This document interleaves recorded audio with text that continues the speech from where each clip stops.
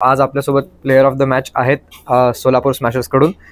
मला सांगा, आज पहिला विक्ट्री आहे तुमच्या टीमची या टुर्नामेंटमध्ये, तर इमोशनल दिसले लोक, एकदम इमोशन्स दाखवत होते, तर कसं वाटतंय आता तुमच्या टीममध्ये सगळ्यांना? आमची पहिली मॅच थोडी did not go our way, म्हणून मग आम्ही खूप हॅपी आहोत. Points on the board is always a good thing, आणि डेफिनेटली आम्ही प्लॅन करतो की every match we are going to dominate.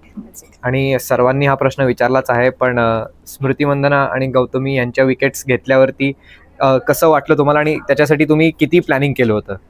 मी खूप मॅनिफेस्ट करते या दोघींची विकेट घेणं, बिकॉज स्मृती तिचं तर तिचे विकेट घेणं तर is a dream of everyone, आणि गौतमी ताई has captain my side in the invitations and खूप टुर्नामेंट्स खेळलोय सोबत. So I always wanted to bowl against her, आणि तिची विकेट घेणं was a cherry on the top.